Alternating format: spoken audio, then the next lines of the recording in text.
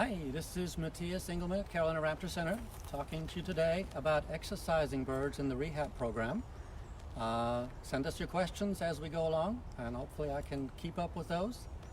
We are standing in front of one of our large flight cages, so almost all the birds we have in rehab are eventually going to need some exercise. And the reason is that many of them come in with some type of injuries. The extreme examples would be the birds that come in with broken bones, things that Dr. Scott has to repair, for instance. So they have to be, because they need to be quiet, they have to be confined in small cages. Their wings might be bandaged, so they literally can't fly. They can't use their wings well, or at least they shouldn't for a couple of weeks while those bones heal. So at that point, their muscles will be atrophied, and you probably know about this if you've ever been in sitting in a bed for a while or something. They're extreme cases of atrophy, and these guys have to be in really good shape to be released. So they'll spend probably half their total time in flight cages. If they're here for 60 days, for instance, maybe 30 days of that would be spent getting back into shape. It's really important that they leave in excellent condition. So we're going to go into this cage here in a minute. There are only two red tails together. And so we can actually mix birds together. You might think, that's maybe not a good idea, and it's usually okay. Most birds tolerate other birds as long as there's plenty of food to go around. We don't want to create a situation where somebody's looking at their cage mate kind of funny. But they typically get along. We have to keep an eye on them to make sure there's not a bully in the group. And we do have to know who's who, though. So if you think about it, if there are 3, 4, 5 red-tailed hawks together, how do you tell them apart? So we typically put bands on them, ID bands, similar to the bands that they get when they're released. I don't know if you can see these, but I have some bands here that are colored. So each bird would get a unique band with a number and a color, and that'll help us determine, even without grabbing the bird, even from a distance, who's who and who's flying great and who is not flying well yet, who's not ready for release, let's say. In some cases we use colored tape, and that makes it a challenge because some birds like to pick at that tape and pull the colored tape off, and all of a sudden they turn from red to silver. These have to be painted bands. So we'll go in there, and the exercising is very simple, really. There's not much to it. These birds are afraid of us, as they should be, right? And these are wild birds. We want to foster that. We don't want them to get used to people. So literally, when we walk in the cage, they're going to try to fly as far away from us as they can. So by simply walking back and forth, left, right, left, the birds will always fly to the other end. And most birds figure this out pretty quickly. Some of them takes a little bit longer than others. And we'll just start counting the lengths. And over the weeks that they spend in these cages, we'll bump up their exercising from maybe 6 to 8 lengths initially to 15 to 20 lengths later on.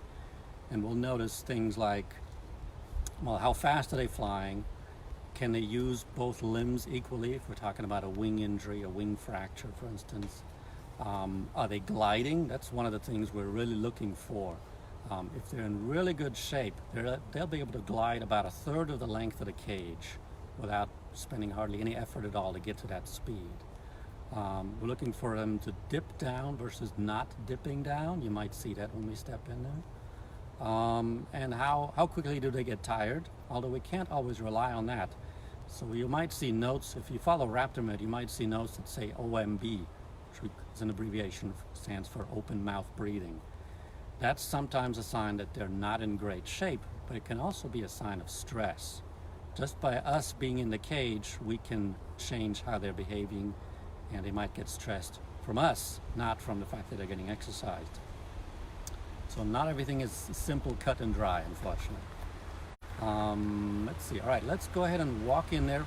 While we're in the cage, we're going to have to be relatively quiet. I think McKenna's going to make some running comments, but I'll be walking back and forth away from the camera, and we'll get the questions again later.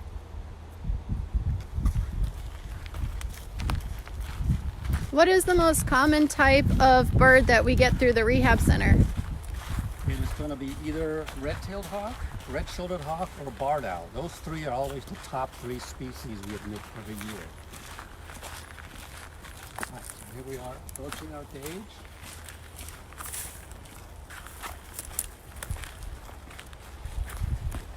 There's a drop. Well,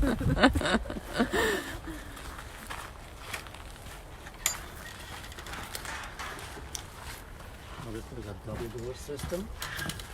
Is that loud enough? A double door system. That is really important. We don't want any accidental escapes. And these guys are very fast. They have really good reflexes. So if you think you can outmaneuver a red-tailed hawk or a Cooper's hawk or even a barred owl, they're relatively slow. That might not happen. All right, so we're going to go in here and be relatively quiet and have McKenna stand at one end of the cage so you can hopefully see these birds flying.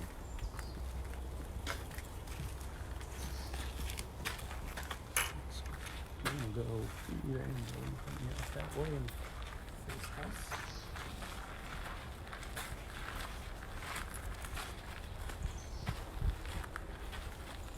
So as you can see, he already kind of took off on us, but that's okay. We'll get a good view of them coming towards us as Mathias does his work. Again, these are two red-tailed hawks that came to our rehab center.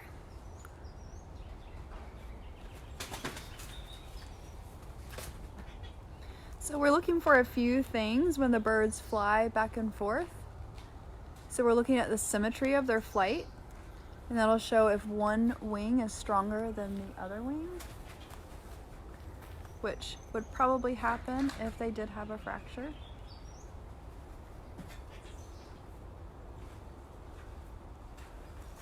Sometimes they don't cooperate. What is a common injury and what can people at home do to prevent the injuries from happening? Well, common injuries are wing fractures, and those are due to car collisions is our number one cause of injury. So obviously we won't be abandoning cars anytime soon, but there are things you can do. For instance, don't throw trash out the side of the window of your car because that will attract rodents, which in turn attracts red-tailed hawks. And that's why they get hit by cars. They don't pay attention to cars. All they see is food, and they're very focused on that.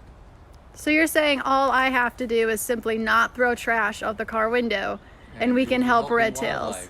Yes, it's pretty simple. Nice. That seems easy and doable. All right, let's try one more time and see if we can get somebody to fly here.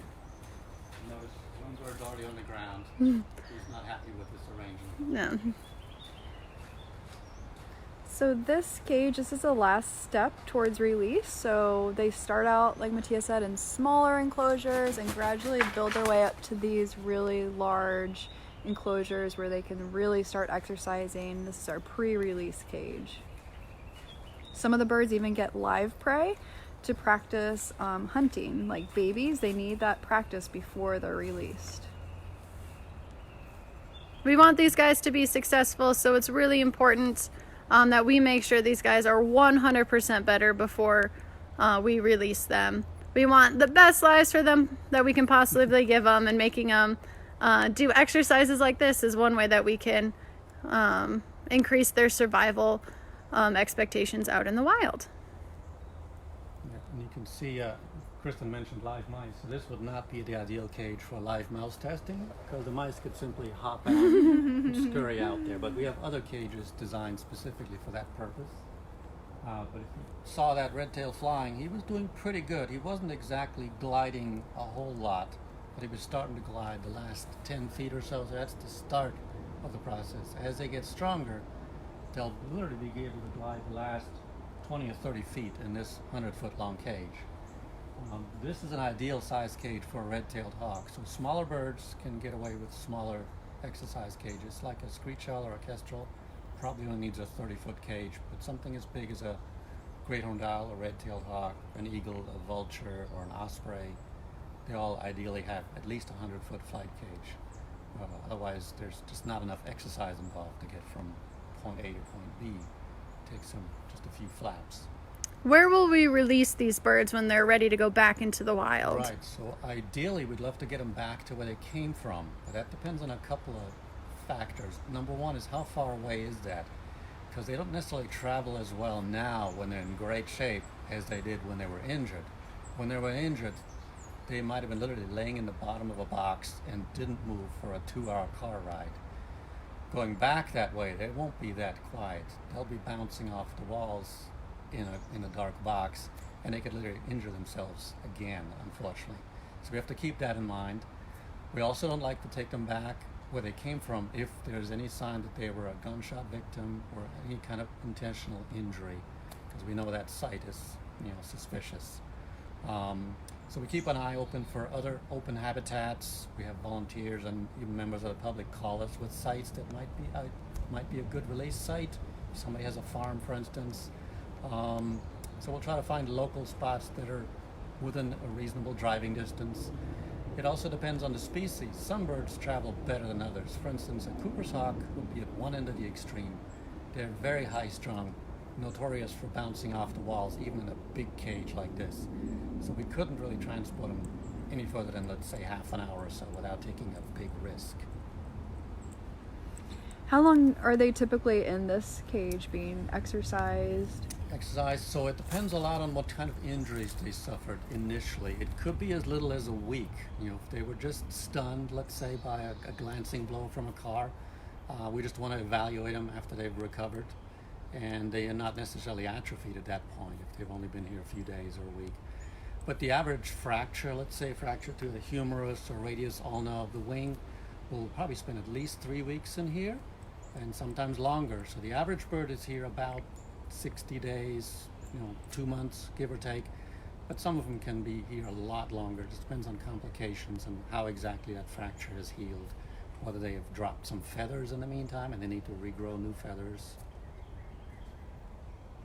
Should we leave these guys alone and head back out? Yeah, I think that's a good idea. They don't like us being here. They're a little stressed by this. So Yeah. All right. go back out.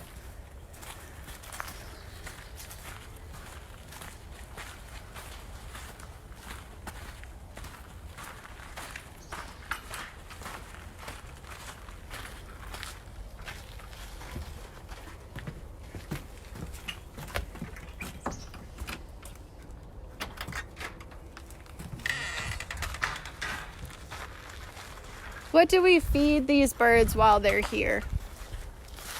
So these red-tailed hawks will get a combination of rats, mice, and also maybe chicks and quail. So a variety if we can.